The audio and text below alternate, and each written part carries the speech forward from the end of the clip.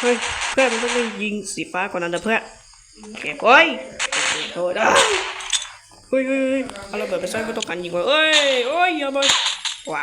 จะมายิงด้วยโอเคไม่ต้องการยิงเนาะยิงดีกว่าเพื่อน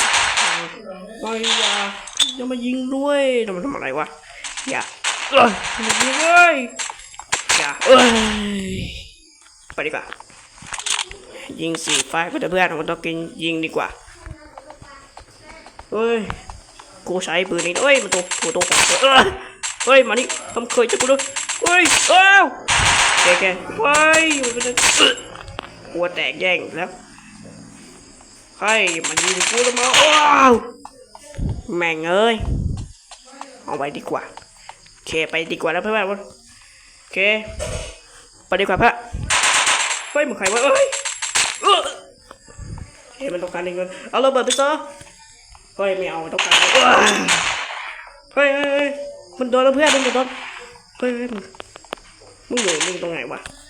เอาระเบิดไปสินะอย่าไป